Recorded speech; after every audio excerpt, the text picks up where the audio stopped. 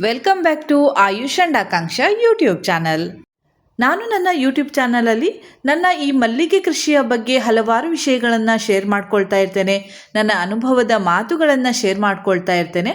ನನ್ನ ವಿಡಿಯೋಸ್ಗಳನ್ನು ನೋಡಿ ಹಲವಾರು ಜನರಿಗೆ ನಾನು ಕೂಡ ಈ ಮಲ್ಲಿಗೆ ಕೃಷಿಯನ್ನು ಮಾಡಬೇಕು ಅನ್ನುವಂತಹ ಉತ್ಸಾಹ ಬಂದಿರಬಹುದು, ಆಸೆ ಬಂದಿರಬಹುದು. ಇನ್ನು ಕೆಲವರು ಮಲ್ಲಿಗೆ ಗಿಡಗಳನ್ನು ತಂದು ನಟ್ಟಿರಬಹುದು. ನಟ್ಟ ನಂತರ ಅದನ್ನು ಯಾವ ರೀತಿಯಲ್ಲಿ ಆರೈಕೆ ಮಾಡಬೇಕು ಅನ್ನುವಂತಹ ವಿಷಯದ ಬಗ್ಗೆ ತುಂಬ ಜನರಿಗೆ ಸರಿಯಾಗಿ ತಿಳಿದಿರುವುದಿಲ್ಲ. ಈ ವಿಷಯವಾಗಿ ದೀಕ್ಷಿತ್ ಪೂಜಾರಿ ಅವರು ಕಮೆಂಟಲ್ಲಿ ಕೇಳಿದ್ದಾರೆ, ನಾನು ನಿನ್ನೆ 12 ಗಿಡವನ್ನು ತಂದು ನಟ್ಟಿದ್ದೇನೆ, ಅದು ಕೂಡ ಪಾಟ್ನಲ್ಲಿ ಮಿಕ್ಸ್ ಮಣ್ಣನ್ನು ಹಾಕಿ ನಟ್ಟಿದ್ದೇನೆ ಅಂತ ಹೇಳಿದ್ದಾರೆ. ಹಾಗೆ ಬಿಗಿನಿಂಗಲ್ಲಿ ಯಾವ ರೀತಿಯಲ್ಲಿ ಅದನ್ನು ಕೇರ್ ಮಾಡಬೇಕು, ಎಷ್ಟು ದಿನ ಆದಮೇಲೆ ಅದನ್ನು ಬಿಸಿಲಿಗೆ ಇಡಬೇಕು, ಹಾಗೆ ಗೊಬ್ಬರವನ್ನು ಎಷ್ಟು ದಿನಕ್ಕೊಮ್ಮೆ ಹಾಕಬೇಕು, ಹಾಗೆ ಸ್ಪ್ರೇಯನ್ನು ಯಾವಾಗ ಹಾಕಲು ಸ್ಟಾರ್ಟ್ ಮಾಡಬೇಕು, ಈ ಎಲ್ಲ ವಿಷಯದ ಬಗ್ಗೆ ಸ್ವಲ್ಪ ಮಾಹಿತಿಯನ್ನು ನೀಡಲು ಅವರು ಕೇಳಿಕೊಂಡಿದ್ದಾರೆ. ಹಾಗೆ ಇದರ ಬಗ್ಗೆ ಒಂದು ವಿಡಿಯೋ ಮಾಡಿ ನಮಗೆ ತಿಳಿಸಿ ಅಂತಲೂ ಕೂಡ ಹೇಳಿದ್ದಾರೆ. ಈ ವಿಡಿಯೋದಿಂದ ಮಲ್ಲಿಗೆ ಕೃಷಿಯಲ್ಲಿ ಬರುವಂತಹ ಹೊಸಬರಿಗೂ ಕೂಡ ಅನುಕೂಲ ಆಗ್ತದೆ ಅಂತ ಅವರು ಕೂಡ ತಿಳಿಸಿದ್ದಾರೆ. ಹಾಗಾಗಿ ನಾನು ಇಂದಿನ ಈ ವಿಡಿಯೋದಲ್ಲಿ ಇವರು ಕೇಳಿಕೊಂಡಂತಹ ವಿಷಯದ ಬಗ್ಗೆ ಮಾಹಿತಿಯನ್ನು ನೀಡ್ತೇನೆ. ಅದಕ್ಕೂ ಮೊದಲು ನೀವಿನ್ನೂ ನನ್ನ ಚಾನಲನ್ನು ಸಬ್ಸ್ಕ್ರೈಬ್ ಮಾಡದೆ ಈ ವಿಡಿಯೋ ನೋಡ್ತಾ ಇದ್ದಲ್ಲಿ ಇವಾಗಲೇ ಸಬ್ಸ್ಕ್ರೈಬ್ ಮಾಡಿ ನನಗೆ ಸಪೋರ್ಟ್ ಮಾಡಿ. ಮಲ್ಲಿಗೆ ಕೃಷಿಯ ಪ್ರಾರಂಭದ ಹಂತ ಅಂದರೆ ಗಿಡಗಳನ್ನು ತಂದು ಗಿಡಗಳನ್ನು ನಾವು ಪಾಟ್ನಲ್ಲಿ, ಗ್ರೋ ಬ್ಯಾಗಲ್ಲಿ ಅಥವಾ ಟಬ್ಗಳಲ್ಲಿ ಅಥವಾ ನೆಲದಲ್ಲಿ ನಡುವಂತಹ ಒಂದು ಪ್ರಕ್ರಿಯೆ. ಅದನ್ನು ನೀವು ಆಲ್ರೆಡಿ ಮಾಡಿದ್ದೀರಿ ಅಂತ ಹೇಳಿದ್ದೀರಿ, ಅಂದರೆ ಗಿಡಗಳನ್ನು ಮಿಕ್ಸ್ ಮಣ್ಣು ಹಾಕಿ ಪಾಟ್ನಲ್ಲಿ ನಟ್ಟಿದ್ದೇನೆ ಅಂತ ಹೇಳಿದ್ದೀರಿ. ಹಾಗಾಗಿ ನೀವು ನಟ್ಟ ತಕ್ಷಣ ಕೂಡಲೇ ಬಿಸಿಲಿಗೆ ತಂದು ಇಡಬೇಡಿ. ನಾನು ಯಾವಾಗಲೂ ಮಲ್ಲಿಗೆ ಗಿಡಗಳನ್ನು ಬಿಸಿಲಿನಲ್ಲೇ ಇಡಿ, ಸರಿಯಾಗಿ ಬಿಸಿಲು ಬೀಳುವ ಜಾಗದಲ್ಲೇ ಇಡಿ ಅಂತ ಹೇಳ್ತಾ ಇರ್ತೇನೆ. ಆದರೆ ಈಗ ತಾನೇ ನಟ್ಟಂತಹ ಗಿಡವನ್ನು ಯಾವತ್ತೂ ಕೂಡ ಡೈರೆಕ್ಟಾಗಿ ಬೀಳುವಂತಹ ಬಿಸಿಲಿಗೆ ಇಡಬಾರ್ದು. ಅದನ್ನು ಒಂದು 15 ದಿನಗಳ ಕಾಲ ಸ್ವಲ್ಪ ಬಿಸಿಲು ಬೀಳುವಂತಹ ಜಾಗದಲ್ಲೇ ಇಡಬೇಕಾಗ್ತದೆ. ಒಂದು ವೇಳೆ ಒಂದು ಸೈಡ್ನಿಂದ ಬಿಸಿಲು ಬೀಳುವಂತಹ ಜಾಗ ಇಲ್ಲ ಅಂತ ಇದ್ದಲ್ಲಿ ನೀವು ನೆರಳಿನಲ್ಲೇ ಇಡಿ. ತುಂಬ ಬಿಸಿಲು ಬೀಳುವಂತಹ ಜಾಗದಲ್ಲಿ ಇಡಲೇಬೇಡಿ, ಯಾಕಂದರೆ ಗಿಡಗಳು ಬೇಗನೆ ಬಾಡಿ ಹೋಗ್ತದೆ, ಇದರಿಂದ ಗಿಡಗಳು ಹಾಳಾಗ್ತದೆ. ಹಾಗಾಗಿ ನೀವು ಸ್ವಲ್ಪ ಬಿಸಿಲು, ಸ್ವಲ್ಪ ನೆರಳು ಬೀಳುವಂತಹ ಜಾಗದಲ್ಲಿ ಇಟ್ಟರೆ ಒಳ್ಳೆಯದು. ನೀವು ಆ ಪ್ಲೇಸ್ನಿಂದ ತುಂಬ ಬಿಸಿಲು ಬೀಳುವಂತಹ ಜಾಗದಲ್ಲಿ ಎಷ್ಟು ದಿನ ಆದಮೇಲೆ ಇಡಬೇಕು ಅಂತ ಹೇಳಿದರೆ, ಕನಿಷ್ಠ ಪಕ್ಷ 15 ದಿನ ಆದರೂ ಆಗಬೇಕಾಗ್ತದೆ. ಮಿನಿಮಮ್ 15 ದಿನ ಆದ ನಂತರ ನೀವು ಬಿಸಿಲಿಗೆ ತಂದು ಇಡಬೇಕಾಗ್ತದೆ. ಹಾಗೆ ನೀವು 15 ದಿನಗಳ ತನಕ ನೀರನ್ನು ಹಾಕ್ತೀರಾ, ಆ ನೀರನ್ನು ಹಾಕುವಾಗ ತುಂಬ ಜಾಗ್ರತೆಯಿಂದ ಹಾಕಬೇಕಾಗ್ತದೆ. ಯಾಕಂದರೆ ಆಗ ತಾನೇ ನಾವು ಮಣ್ಣನ್ನು ಹಾಕಿರ್ತೇವೆ. ಹಾಗೆ ಗಿಡಗಳ ಬೇರುಗಳು ಕೂಡ ತುಂಬಾ ಚಿಕ್ಕದಾಗಿರ್ತದೆ. ಹಾಗಾಗಿ ಹೆಚ್ಚಿಗೆ ನಾವು ನೀರನ್ನು ಹಾಕುವ ಅವಶ್ಯಕತೆ ಇರುವುದಿಲ್ಲ. 2 ದಿನಕ್ಕೊಮ್ಮೆ 3 ದಿನಕ್ಕೊಮ್ಮೆ ನೀರನ್ನು ಹಾಕಿದರೆ ಸಾಕಾಗ್ತದೆ. ಆದರೆ ಗಿಡಗಳು ಬಾಡದಂತೆ ನೀವು ನೋಡಿಕೊಳ್ಬೇಕಾಗ್ತದೆ. ಮಣ್ಣು ಸ್ವಲ್ಪ ಡ್ರೈ ಆಗದಂತೆ ನೀವು ನೋಡಿಕೊಳ್ಬೇಕಾಗ್ತದೆ. ಮಣ್ಣು ಡ್ರೈ ಆಗಿ ಗಿಡಗಳು ಸ್ವಲ್ಪ ಬಾಡಿದಂತೆ ಕಂಡಾಗ ನೀವು ಅದಕ್ಕೆ ಸ್ವಲ್ಪ ನೀರನ್ನು ಹಾಕಿದರೆ ಸಾಕಾಗ್ತದೆ. ನೀವು ಈಗ ತಾನೇ ನಟ್ಟಂತಹ ಗಿಡಗಳಿಗೆ ಡೈಲಿ ನೀರನ್ನು ತುಂಬ ನೀರನ್ನು ಹಾಕಿದರೆ ಗಿಡಗಳ ಬುಡ ಅಲ್ಲೇ ಕೊಳೆತು ಹೋಗಿ ಗಿಡಗಳು ನಾಶ ಆಗ್ತದೆ. ಹಾಗಾಗಿ ಗಿಡಗಳಿಗೆ ನೀರನ್ನು ಹಾಕುವಾಗಲೂ ಕೂಡ ತುಂಬ ಜಾಗ್ರತೆಯಿಂದ ಹಾಕಬೇಕಾಗ್ತದೆ. ನಾವು ಗಿಡಗಳನ್ನು ತಂದು ಚೆನ್ನಾಗಿ ನಡ್ತೇವೆ, ಅದಕ್ಕೆ ಸರಿಯಾದ ಪ್ರಮಾಣದಲ್ಲಿ ನೀರನ್ನು ಹಾಕ್ತೇವೆ. ಆದರೆ ಗೊಬ್ಬರವನ್ನು ಎಷ್ಟು ಸಮಯಕ್ಕೆ ಹಾಕಬೇಕು, ಎಷ್ಟು ಪ್ರಮಾಣದಲ್ಲಿ ಹಾಕಬೇಕು ಅಂತ ನಿಮಗೆ ತಿಳಿದಿರುವುದಿಲ್ಲ. ನೀವು ಗಿಡಗಳನ್ನು ನಡುವಂತಹ ಸಮಯದಲ್ಲಿ ಮಿಕ್ಸ್ ಮಣ್ಣನ್ನು ತಯಾರಿಸಿಕೊಂಡೇ ಗಿಡಗಳನ್ನು ನಡ್ತೀರಾ. ನಾವು ತಯಾರಿಸುವಂತಹ ಮಿಕ್ಸ್ ಮಣ್ಣಿನಲ್ಲಿ ಮಣ್ಣು, ಮರಳು ಹಾಗೆ ಗೊಬ್ಬರಗಳ ಮಿಶ್ರಣ ಇರ್ತದೆ. ಹೀಗೆ ನಾವು ಗಿಡಗಳನ್ನು ನಡುವಾಗ ಗೊಬ್ಬರವನ್ನು ಹಾಕಿ ನಟ್ಟಂತಾಗ್ತದೆ. ಹಾಗಾಗಿ ನಾವು ಕೂಡಲೇ ಗೊಬ್ಬರವನ್ನು ಹಾಕುವ ಅಗತ್ಯ ಇರುವುದಿಲ್ಲ. ಗಿಡಗಳನ್ನು ನಟ್ಟು 15 ದಿನ ಆದ ನಂತರ ನೀವು ಗಿಡಗಳಿಗೆ ಗೊಬ್ಬರಗಳನ್ನು ಹಾಕಬೇಕಾಗ್ತದೆ. ಒಂದೇ ಸಲ ತುಂಬ ಗೊಬ್ಬರಗಳನ್ನು ಹಾಕಲಿಕ್ಕೆ ಹೋಗಬೇಡಿ, ಸ್ವಲ್ಪವೇ ಗೊಬ್ಬರವನ್ನು ಹಾಕಿ. ಯಾಕಂದರೆ ಗಿಡ ಚಿಕ್ಕದಾಗಿರ್ತದೆ, ಚಿಕ್ಕ ಗಿಡಗಳಿಗೆ ಸ್ವಲ್ಪವೇ ಗೊಬ್ಬರ ಸಾಕಾಗ್ತದೆ.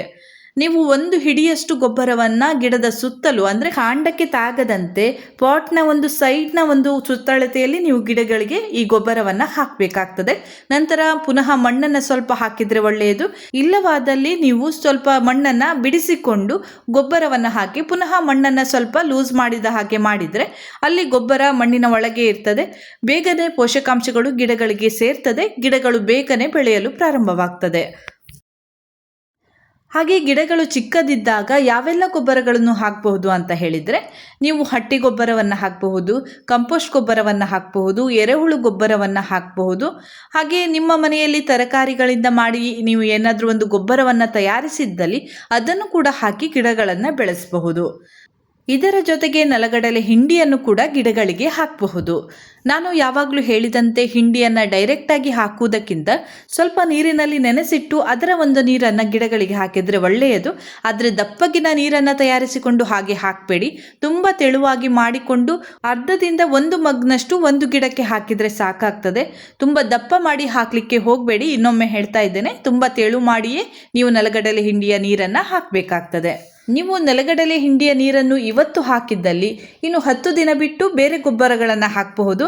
ಬೇರೆ ಗೊಬ್ಬರಗಳನ್ನು ಹಾಕಿದ 10 ದಿನದ ನಂತರ ಹಿಂಡಿಯ ನೀರನ್ನು ಮತ್ತೆ ಹಾಕಬಹುದು. ಇದೇ ರೀತಿಯಾಗಿ ನೀವು ಗಿಡಗಳಿಗೆ ಗೊಬ್ಬರಗಳನ್ನು ನೀಡಬಹುದು. ಹಾಗೆ ಗೊಬ್ಬರವನ್ನು ಹಾಕುವಾಗ 1 ಹಿಡಿಗಿಂತ ಜಾಸ್ತಿ ಗೊಬ್ಬರವನ್ನು ಹಾಕಬೇಡಿ. ಹಾಗೆ ಹಿಂಡಿಯನ್ನು ನೆನೆಸುವಾಗಲೂ ಕೂಡ 1 ಹಿಡಿಯಷ್ಟು ನೆನೆಸಿದರೆ ನಿಮಗೆ 5ರಿಂದ 6 ಗಿಡಗಳಿಗೆ ಹಾಕಬಹುದು. ಅಷ್ಟು ನೀವು ತೆಳು ಮಾಡಿ ನೀವು ಗಿಡಗಳಿಗೆ ಹಾಕಬಹುದು. ಹಾಗೆ ನಿಮಗೆ ಅದು ಅಂದಾಜಿನಲ್ಲಿ ಗೊತ್ತಾಗ್ತದೆ, ಇದು ದಪ್ಪ ಆಗಿದೆ, ಇದು ತೆಳು ಮಾಡಬೇಕು ಅಂತ ಗೊತ್ತಾಗ್ತದೆ. ಆ ರೀತಿಯಾಗಿ ತುಂಬ ತೆಳು ಮಾಡಿಕೊಂಡೇ ಗಿಡಗಳಿಗೆ ಹಾಕಿದರೆ ಒಳ್ಳೆಯದು. ಗಿಡಗಳು ತುಂಬ ಚಿಕ್ಕದಿರುವಾಗ 10 ದಿನಕ್ಕೊಮ್ಮೆ ನಾವು ಗೊಬ್ಬರವನ್ನು ಹಾಕಿದಾಗ ಗಿಡಗಳು ಬೇಗನೆ ಬೆಳೆಯುತ್ತದೆ. ಹಾಗಾಗಿ ಚಿಕ್ಕ ಗಿಡಗಳಿಗೆ 10 ದಿನಕ್ಕೊಮ್ಮೆ ಏನಾದರೂ ಒಂದು ಗೊಬ್ಬರವನ್ನು ಹಾಕಬೇಕಾಗ್ತದೆ. ಹಾಗೆ ಗಿಡಗಳು ಬೆಳೆದಂತೆ ನೀವು 15 ದಿನಕ್ಕೆ ಒಮ್ಮೆ ಹಾಕಿದರೆ ಸಾಕಾಗ್ತದೆ. ಇನ್ನು ಮಲ್ಲಿಗೆ ಗಿಡಗಳಿಗೆ ಸ್ಪ್ರೇ ಮಾಡುವ ವಿಷಯಕ್ಕೆ ಬಂದಾಗ ನೀವು ಗಿಡಗಳಿಗೆ ಸ್ಪ್ರೇ ಮಾಡಲೇಬೇಕು ಅಂತ ಏನೂ ಇಲ್ಲ.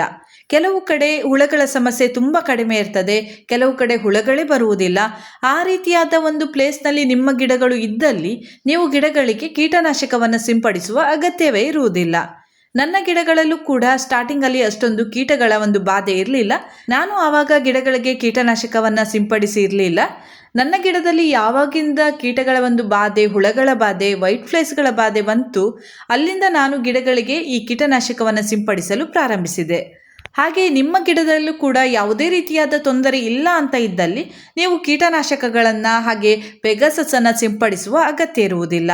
ಒಂದು ವೇಳೆ ನಿಮ್ಮ ಚಿಕ್ಕ ಚಿಕ್ಕ ಗಿಡಗಳಲ್ಲಿ ಕೀಟಗಳ ಬಾಧೆ ಇದೆ, ಈಗ ನಾವು ಗಿಡಗಳಿಗೆ ಸ್ಪ್ರೇಯನ್ನು ಮಾಡಬಹುದಾ ಅಂತ ಕೇಳಿದರೆ, ಮೊದಲಿಗೆ ನೀವು ಡೈರೆಕ್ಟಾಗಿ ಕೀಟನಾಶಕವನ್ನು ಗಿಡಗಳಿಗೆ ಸಿಂಪಡಿಸಲು ಹೋಗಬೇಡಿ.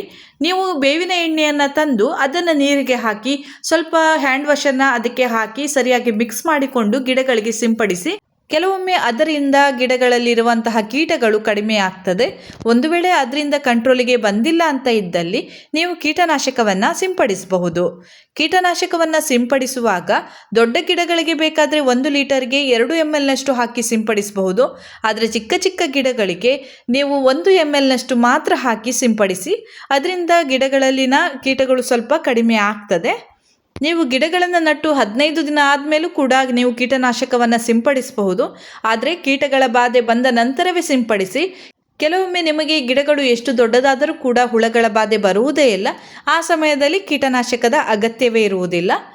ಇನ್ನು ಕೆಲವರು ಗಿಡಗಳಲ್ಲಿ ತುಂಬ ಹೂವಾಗಬೇಕು, ಬೇಗನೆ ಹೂವಾಗಬೇಕು ಅಂತ ಅದಕ್ಕಾಗಿ ಮೆಡಿಸಿನನ್ನು ಸ್ಪ್ರೇ ಮಾಡ್ತಾರೆ. ಚಿಕ್ಕ ಚಿಕ್ಕ ಗಿಡಗಳಿಗೆ ಆ ರೀತಿಯಾದ ಯಾವುದೇ ಮೆಡಿಸಿನನ್ನು ಸ್ಪ್ರೇ ಮಾಡಲಿಕ್ಕೆ ಹೋಗಬೇಡಿ. ಯಾಕಂದರೆ ಗಿಡಗಳು ಚಿಕ್ಕದಿರುವಾಗಲೇ ಅದರ ಒಂದು ಅಭ್ಯಾಸವನ್ನು ಮಾಡಿದಾಗ, ಅಂದರೆ ಸ್ಪ್ರೇಯ ಒಂದು ಅಭ್ಯಾಸವನ್ನು ಮಾಡಿದಾಗ ಮುಂದೆ ಸ್ಪ್ರೇ ಹಾಕಿದರೆ ಮಾತ್ರ ಅದರಲ್ಲಿ ಹೂವು ಆಗ್ತದೆ. ಆ ರೀತಿಯಾದ ಒಂದು ಪರಿಸ್ಥಿತಿ ಬರುತ್ತದೆ. ಹಾಗಾಗಿ ಚಿಕ್ಕ ಗಿಡಗಳಿಗೆ ಆ ರೀತಿಯಾದ ಯಾವುದೇ ಮೆಡಿಸಿನನ್ನು ಹಾಕಲಿಕ್ಕೆ ಹೋಗಬೇಡಿ.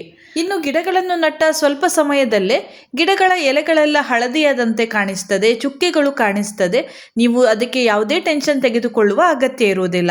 ಯಾಕಂದರೆ ನಾವು ಗಿಡಗಳನ್ನು ನಟ್ಟಿರ್ತೇವೆ, ಅದರ ಬೇರು ನಾವು ಹಾಕಿದಂತಹ ಮಣ್ಣಿನೊಂದಿಗೆ ಸೇರಿಕೊಂಡು ಅದಕ್ಕೆ ಒಂದು ಸಟ್ಟಾಗಲು ಸ್ವಲ್ಪ ಸಮಯ ತೆಗೆದುಕೊಳ್ತದೆ.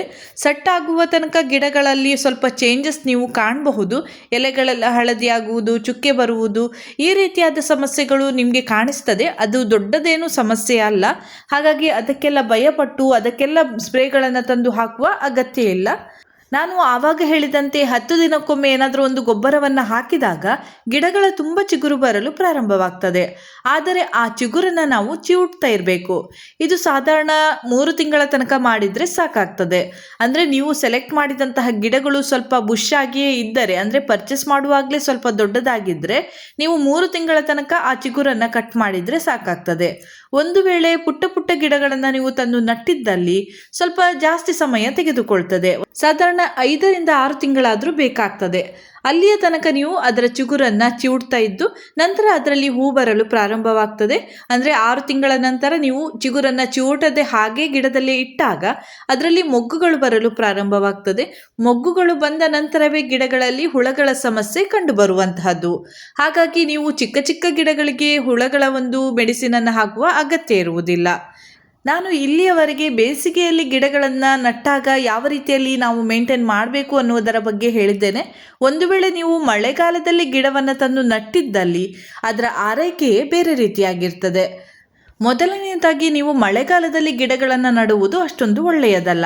ಆದರೂ ಕೂಡ ನೀವು ಗಿಡಗಳನ್ನು ನಟ್ಟಿದ್ದೇನೆ, ಅದನ್ನು ಯಾವ ರೀತಿಯಲ್ಲಿ ಆರೈಕೆ ಮಾಡಬೇಕು ಅಂತ ಕೇಳಿದರೆ ನೀವು ಆ ಗಿಡವನ್ನು ಮಳೆ ನೀರು ಬೀಳದಂತಹ ಜಾಗದಲ್ಲಿ ಇಡಬೇಕಾಗ್ತದೆ.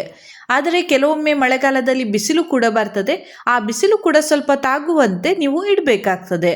ಅಂದರೆ ಸೈಡ್ನಿಂದ ಸೂರ್ಯನ ಬೆಳಕು ಬೀಳಬೇಕು, ಹಾಗೆ ಮೇಲಿನಿಂದ ಮಳೆ ನೀರು ಆ ಗಿಡಕ್ಕೆ ಬೀಳಬಾರ್ದು. ಆ ರೀತಿಯಾದ ಒಂದು ಜಾಗದಲ್ಲಿ ಇಟ್ಟರೆ ಉತ್ತಮ. ಹಾಗೆ ಗೊಬ್ಬರದ ವಿಷಯ ಬಂದಾಗ ಮಳೆಗಾಲದಲ್ಲಿ ನೀವು ಗಿಡದ ಬುಡಕ್ಕೆ ನೆಲಗಡಲೆ ಹಿಂಡಿಯನ್ನು ಹಾಕಬಾರ್ದು. ನೆಲಗಡಲೆ ಹಿಂಡಿ ಅಂತ ಅಲ್ಲ, ಬೇರೆ ಯಾವುದೇ ಹಿಂಡಿಯನ್ನು ಗಿಡಗಳ ಬುಡಕ್ಕೆ ಹಾಕಬಾರ್ದು. ಹಾಗೆಯೇ ನೀವು ಈ ದನದ ಸಗಣಿ ಗೊಬ್ಬರ, ಹಟ್ಟಿ ಗೊಬ್ಬರ ಸಿಗ್ತದಲ್ಲ, ಅದನ್ನು ಕೂಡ ಹಾಕಬಾರ್ದು. ಹಾಗೆ ಕೆಲವೊಂದು ಕಂಪೋಸ್ಟ್ ಗೊಬ್ಬರದಲ್ಲಿ ಹಟ್ಟಿ ಗೊಬ್ಬರ ಹಾಗೆ ಹಿಂಡಿಗಳ ಮಿಶ್ರಣ ಇರ್ತದೆ. ಆ ರೀತಿಯಾದ ಗೊಬ್ಬರವನ್ನು ಕೂಡ ನೀವು ಗಿಡಗಳ ಬುಡಕ್ಕೆ ಹಾಕಬಾರ್ದು. ನೀವು ಯಾವೆಲ್ಲ ಗೊಬ್ಬರವನ್ನು ಹಾಕಬಹುದು ಅಂತ ಕೇಳಿದರೆ ಎರೆಹುಳು ಗೊಬ್ಬರವನ್ನು ಹಾಕಬಹುದು. ಹಾಗೆ ಫರ್ಟಿಲೈಸರ್ ಶಾಪ್ನಲ್ಲಿ ಬೇರೆ ಬೇರೆ ರೀತಿಯಾದ ಗೊಬ್ಬರಗಳು ಸಿಗ್ತದೆ. ಅಂದರೆ ಕೊಳೆಯುವಂತಹ ಗೊಬ್ಬರ ಅಲ್ಲ, ಕಾಳು ಕಾಳು ರೀತಿಯಾದ ಗೊಬ್ಬರಗಳು ಸಿಗ್ತದೆ. ಆ ರೀತಿಯಾದ ಯಾವುದೇ ಗೊಬ್ಬರವನ್ನು ಗಿಡಗಳ ಬುಡಕ್ಕೆ ಹಾಕಬಹುದು. ಆದರೆ ಚಿಕ್ಕ ಚಿಕ್ಕ ಗಿಡಗಳಿಗೆ ಆ ಗೊಬ್ಬರವನ್ನು ಹಾಕುವಾಗ ನೀವು ಫರ್ಟಿಲೈಸರ್ ಶಾಪ್ನಲ್ಲಿ ಒಮ್ಮೆ ಕೇಳಬೇಕಾಗ್ತದೆ, ಇದರಲ್ಲಿ ಕೆಮಿಕಲ್ ತುಂಬ ಇದೆಯಾ ಅಥವಾ ಸ್ವಲ್ಪ ಪ್ರಮಾಣದಲ್ಲಿ ಇದೆಯಾ, ಇದನ್ನು ಚಿಕ್ಕ ಚಿಕ್ಕ ಗಿಡಗಳಿಗೆ ಹಾಕಬಹುದಾ ಅಂತ ಕೇಳಿಕೊಂಡೆ ನೀವು ಅದನ್ನು ಗಿಡಗಳಿಗೆ ಹಾಕಿ. ಯಾಕಂದರೆ ನೀವು ಹಾಕ್ತಾ ಇರುವಂತಹದ್ದು ತುಂಬಾ ಚಿಕ್ಕದಾದಂತಹ ಗಿಡ, ಹಾಗೆ ಅದಕ್ಕೆ ಸೂರ್ಯನ ಬೆಳಕು ಕೂಡ ಬೀಳದಂತಹ ಒಂದು ಗಿಡ ಆಗಿರ್ತದೆ. ಯಾಕಂದರೆ ನೀವು ಮಳೆಗಾಲದಲ್ಲಿ ಗಿಡವನ್ನು ನಟ್ಟಿರ್ತೀರಾ. ನೀವು ಯಾವುದೇ ರೀತಿಯಲ್ಲಿ ಗೊಬ್ಬರ ಹಾಕದೇ ಇದ್ರೂ ಕೂಡ ತುಂಬಾ ಪ್ರಾಬ್ಲಮ್ ಆಗ್ತದೆ. ಯಾಕಂದರೆ ಗಿಡಗಳು ಬೆಳೆಯುವುದೇ ಇಲ್ಲ. ಹಾಗಾಗಿ ಏನಾದರೂ ಒಂದು ಗೊಬ್ಬರವನ್ನು ಹಾಕಬೇಕು, ಆದರೆ ಕೊಳೆಯುವಂತಹ ಗೊಬ್ಬರವನ್ನು ಹಾಕಬಾರ್ದು. ಮಳೆಗಾಲ ಮುಗಿಯುತ್ತಿದ್ದಂತೆ ನೀವು ಆ ಗಿಡವನ್ನು ಬಿಸಿಲಿಗೆ ತಂದು ಇಡಬಹುದು. ಬಿಸಿಲಿಗೆ ತಂದು ಇಟ್ಟ ನಂತರ ಅದರ ಆರೈಕೆಯನ್ನು ಕೂಡ ಸರಿಯಾಗಿ ಮಾಡಬೇಕಾಗ್ತದೆ. ಯಾಕಂದರೆ ಇಷ್ಟು ದಿನ ಅದಕ್ಕೆ ಬಿಸಿಲು ಬೀಳ್ತಾ ಇರುವುದಿಲ್ಲ, ಸಡನ್ನಾಗಿ ಬಿಸಿಲು ಬೀಳ್ತದೆ. ಆಗ ನೀರಿನ ಒಂದು ಪ್ರಮಾಣವನ್ನು ನೀವು ಗಮನಿಸಬೇಕಾಗ್ತದೆ. ಯಾಕಂದರೆ ಅಷ್ಟು ದಿನದ ತನಕ ಸ್ವಲ್ಪ ಸ್ವಲ್ಪವೇ ನೀರು ಸಾಕಾಗ್ತಾ ಇತ್ತು. ಆದರೆ ಸರಿಯಾಗಿ ಬಿಸಿಲು ಬೀಳುವಾಗ ನೀರಿನ ಪ್ರಮಾಣ ಸ್ವಲ್ಪ ಜಾಸ್ತಿ ಬೇಕಾಗ್ತದೆ. ಅದನ್ನು ಒಮ್ಮೆ ಗಮನಿಸಬೇಕು. ಮಳೆಗಾಲ ಮುಗಿದ ನಂತರ ಸರಿಯಾಗಿ ಬಿಸಿಲು ಬಂದ ನಂತರವೇ ಅದಕ್ಕೆ ಹಿಂಡಿ ಗೊಬ್ಬರಗಳನ್ನು ಹಾಕಬಹುದು. ಅಲ್ಲಿಯ ತನಕ ನೀವು ಗಿಡಗಳಿಗೆ ಹಿಂಡಿ ಗೊಬ್ಬರ ಅಥವಾ ಹಟ್ಟಿ ಗೊಬ್ಬರವನ್ನು ಹಾಕಲಿಕ್ಕೆ ಹೋಗಬೇಡಿ. ಹಾಗೆ 15 ದಿನಕ್ಕೊಮ್ಮೆ ಗಿಡದ ಬುಡವನ್ನು ಬಿಡಿಸ್ತಾ ಇರಿ. ಹಾಗೆ ಕಳೆಗಳು ಬಂದರೆ ಆ ಕಳೆ ಗಿಡಗಳನ್ನು ತೆಗಿತಾ ಇರಿ. ಒಂದು ವೇಳೆ ನೀವು ಪಾಟ್ನಲ್ಲಿ ಬಂದಂತಹ ಕಳೆ ಗಿಡಗಳನ್ನು ತೆಗೆಯದೆ ಹಾಗೆ ಇಟ್ಟಲ್ಲಿ ನೀವು ಹಾಕಿದ ಗೊಬ್ಬರ ಎಲ್ಲ ಅದಕ್ಕೆ ಹೋಗ್ತದೆ. ಕಳೆ ಗಿಡಗಳು ಬೇಗನೆ ಬೆಳೆಯುತ್ತದೆ. ನಂತರ ಅದನ್ನು ತೆಗೆಯಲು ಹೋದಾಗ ಮಣ್ಣು ಸಹಿತ ಬರ್ತದೆ. ಆಗ ಮಲ್ಲಿಗೆ ಗಿಡಕ್ಕೆ ಸ್ವಲ್ಪ ಪೆಟ್ಟಾಗಬಹುದು. ಹಾಗಾಗಿ ಕಳೆ ಗಿಡಗಳು ಚಿಕ್ಕದಿರುವಾಗಲೇ ತೆಗೆದರೆ ಒಳ್ಳೆಯದು. ಹೀಗೆ ಮಲ್ಲಿಗೆ ಗಿಡಗಳನ್ನು ನಟ್ಟ ತಕ್ಷಣ ನಾವು ಅದನ್ನು ಯಾವ ರೀತಿಯಲ್ಲಿ ನೋಡಿಕೊಳ್ಬೇಕು ಅನ್ನುವುದರ ಬಗ್ಗೆ ಸ್ವಲ್ಪ ಮಾಹಿತಿಯನ್ನು ನೀಡಿದ್ದೇನೆ. ಇದಲ್ಲದೆ ಇನ್ನೂ ಕೂಡ ನಿಮಗೆ ಇದರ ಬಗ್ಗೆ ಏನಾದರೂ ಇನ್ಫಾರ್ಮೇಷನ್ ಬೇಕಾಗಿದ್ದಲ್ಲಿ ಪುನಃ ಕಮೆಂಟ್ ಮಾಡಿ. ಯಾವುದರ ಬಗ್ಗೆ ಹೇಳಬೇಕು ಅನ್ನುವುದನ್ನು ಸರಿಯಾಗಿ ಮೆನ್ಷನ್ ಮಾಡಿ. ಸಾಧ್ಯವಾದರೆ ನಾನು ಕಮೆಂಟಲ್ಲೇ ರಿಪ್ಲೈ ಮಾಡ್ತೇನೆ. ಒಂದು ವೇಳೆ ಆ ವಿಷಯದ ಬಗ್ಗೆ ಹೆಚ್ಚಿಗೆ ಏನಾದರೂ ಹೇಳಲಿಕ್ಕೆ ಇದ್ದರೆ, ಸ್ವಲ್ಪ ಎಕ್ಸ್ಪ್ಲೇನ್ ಮಾಡಲಿಕ್ಕೆ ಇದ್ದಲ್ಲಿ ನಾನು ಅದರ ಬಗ್ಗೆ ಒಂದು ವಿಡಿಯೋವನ್ನೇ ಮಾಡ್ತೇನೆ. ಹೀಗೆ ನಾವು ಮಲ್ಲಿಗೆ ಕೃಷಿಯನ್ನು ಪ್ರಾರಂಭಿಸಿದ ನಂತರ ಸ್ಟಾರ್ಟಿಂಗಲ್ಲಿ ಸ್ವಲ್ಪ ಭಯ ಆಗುವುದು ಸಹಜ. ಹಾಗೆ ಕೆಲವೊಂದು ವಿಷಯಗಳ ಬಗ್ಗೆ ಡೌಟ್ ಆಗ್ತದೆ, ಹೀಗೆ ಮಾಡಬಹುದಾ, ಹೀಗೆ ಮಾಡಬಾರ್ದಾ, ಈ ಎಲ್ಲ ವಿಷಯಗಳು ಬರುವುದು ಸಹಜ. ಹಾಗಾಗಿ ಈ ಮಲ್ಲಿಗೆ ಕೃಷಿಯ ಬಗ್ಗೆ ನಿಮಗೆ ಏನಾದರೂ ಕೇಳಲಿಕ್ಕೆ ಇದ್ದರೆ ನೀವು ಖಂಡಿತವಾಗಿಯೂ ಕಮೆಂಟಲ್ಲಿ ಕೇಳಬಹುದು. ನಾನು ನಿಮ್ಮ ಸಹಾಯಕ್ಕಾಗಿ ಯಾವಾಗಲೂ ಇರ್ತೇನೆ. ಇಲ್ಲಿಗೆ ಇಂದಿನ ಈ ವಿಡಿಯೋವನ್ನು ನಾನು ಮುಗಿಸ್ತಾ ಇದ್ದೇನೆ. ಮುಂದಿನ ವಿಡಿಯೋದೊಂದಿಗೆ ಮತ್ತೆ ಭೇಟಿ ಆಗ್ತೇನೆ. ನನ್ನ ಈ ವಿಡಿಯೋ ಇಷ್ಟ ಆದರೆ ಲೈಕ್ ಮಾಡಿ, ಶೇರ್ ಮಾಡಿ, ಹಾಗೆ ಸಬ್ಸ್ಕ್ರೈಬ್ ಮಾಡೋದನ್ನು ಮರಿಬೇಡಿ.